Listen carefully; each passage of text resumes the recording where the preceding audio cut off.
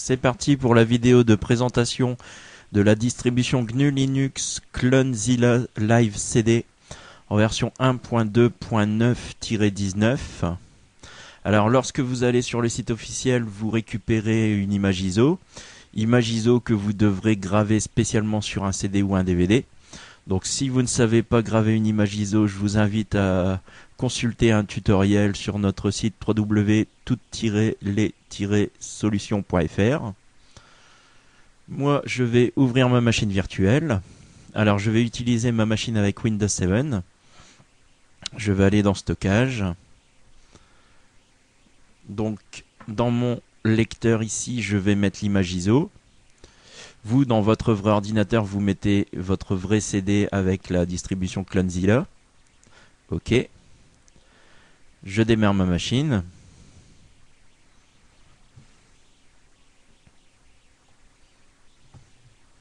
Alors, entrée.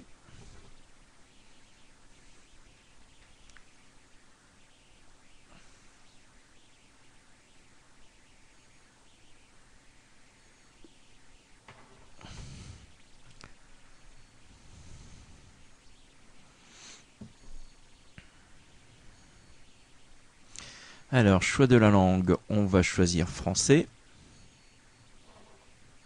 Alors, le codage clavier, on va choisir l'option choisir un codage clavier dans la liste complète. On va descendre un petit peu et on va prendre PC Assertive Range Same as X11. Entrée. Alors voilà. Démarrage de Clonezilla. Entrée. Alors on a le choix de sauvegarder un disque ou une partition vers ou depuis une image, ou un disque ou une partition vers un disque ou une partition. Alors je vais prendre la première option vers une image. Alors montage du répertoire des images. Alors ce qui est bien, c'est que ça se fait sans ligne de commande ésotérique sous Linux. Tout va se faire avec la flèche et puis le menu entrée. Donc on a le choix entre un périphérique local, c'est-à-dire un disque dur de votre ordinateur, une clé USB, un disque dur externe en USB. On peut monter un serveur SSH aussi. On peut monter un serveur Samba.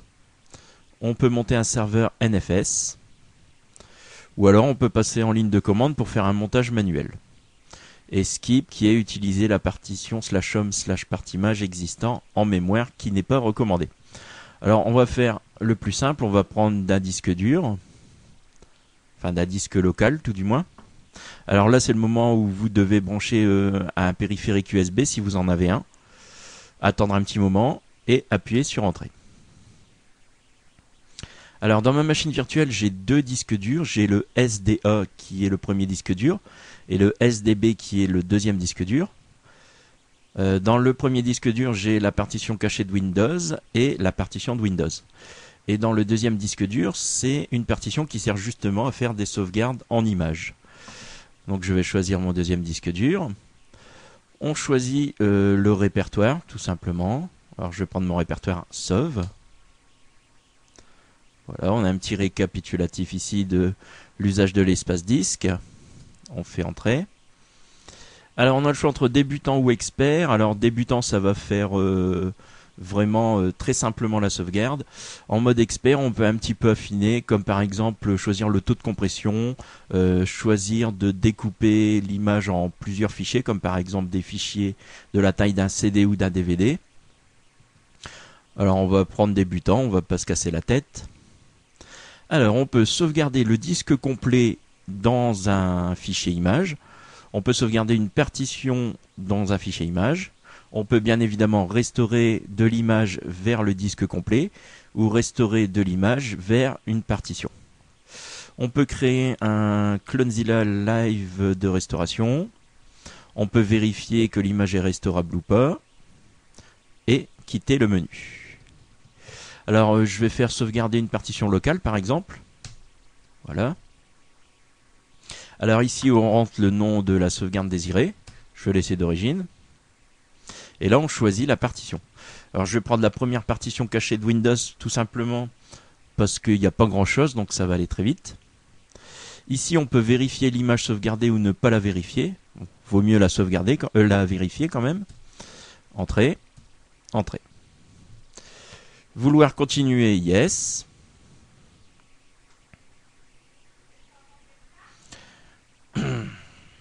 Appuyez sur entrée. Et voilà. La sauvegarde est terminée. J'ai le choix de revenir au programme ou de quitter.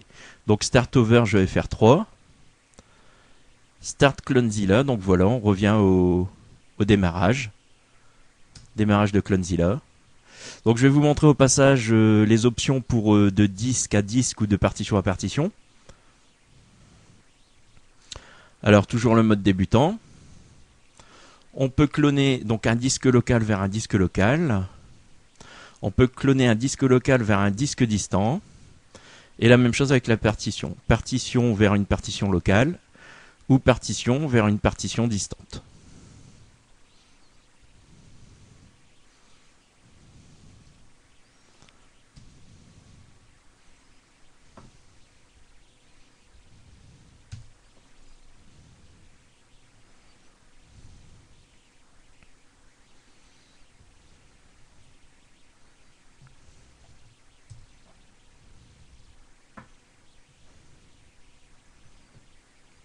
Voilà, c'est tout pour cette présentation de logiciel.